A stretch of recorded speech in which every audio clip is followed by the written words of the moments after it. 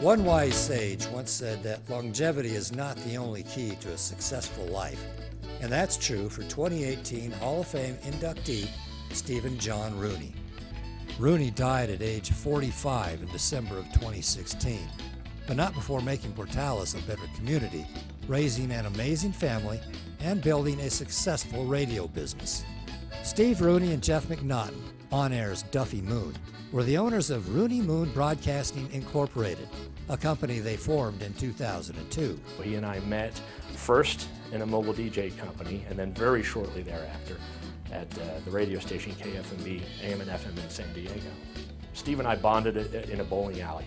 I went to work at the radio station, and one day after my shift, he said, "Hey, you want to go grab a burger?" And I said, "Well, okay." And I thought we were going to go to some burger restaurant, and he drove, and we pulled into a bowling alley right around the corner from where the radio station was located. And they had really good, greasy burgers, and I knew at that minute, this guy, he's my kind of cattle, and we became real close friends from then on, best friends for 25 years. Rooney caught the radio bug at a young age. His first on-air gig was on his hometown station in Cork, Ireland, but he couldn't keep the job. He was great on the air, he just wasn't old enough. Immigrating to America at 15, his family settled in San Diego. Rooney graduated from San Diego High School and earned a degree in broadcast management from San Diego State.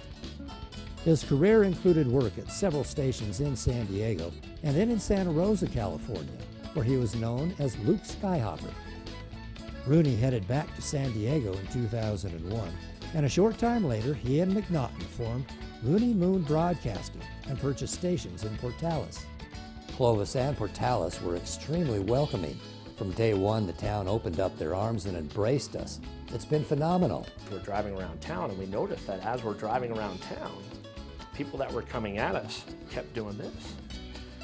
And it took us a minute to figure out they're actually being friendly. They're waving to us, because from where we came, if somebody was raising a hand at you, it wasn't all 5 fingers, it was one, and it's because they were angry with you. The duo did everything together, and for 12 years even aired an early morning show, The Morning Mix. He loved being on the air.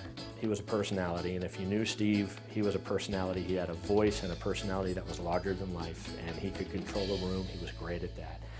He actually liked the New Mexico Broadcasters Association side of it. He really enjoyed getting involved with the broadcast community on the state level. He really enjoyed the politics of it. And he really liked the sales aspect of it. Steve was a salesman, and he was very good at that. He could sit down and he could convince you to buy something. He could sell, he could sell water to a fish. He's one of an elite group of New Mexicans to broadcast on 3 separate continents. Along with his stint in Ireland, he was part of the Rooney Moon team to join military personnel from Cannon Air Force Base when they were deployed in Guam, in Iraq, and in Japan. The trips were an opportunity to help military personnel send and receive greetings from home. When Rooney became a U.S. citizen, he found he had also become a big Cannon supporter.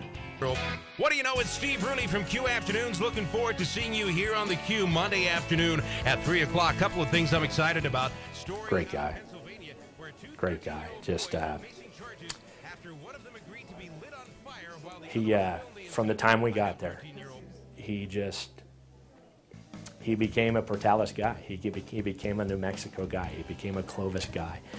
This New Mexico guy coached Little League baseball and city football teams. He even played Secret Santa, providing Christmas gifts, trees, and food to hundreds of families.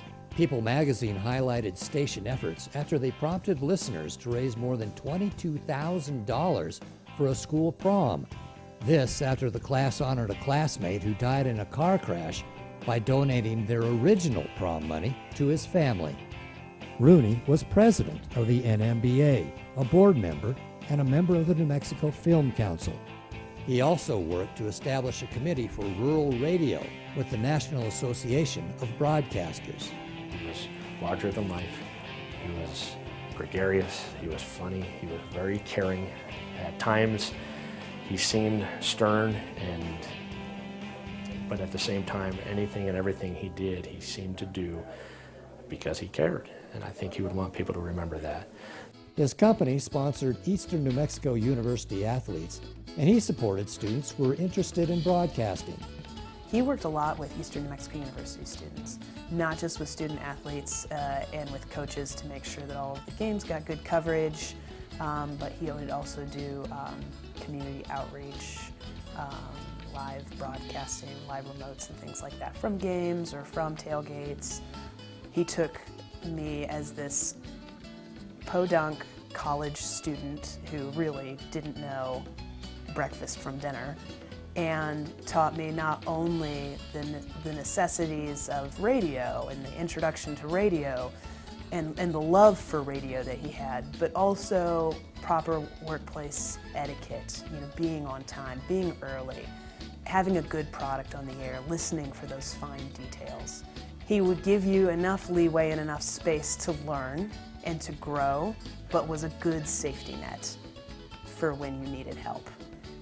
I'll always be grateful to him for what he taught me and for the friendship that he brought along the way. Please join us as we induct Steve Rooney into the NMBA Hall of Fame.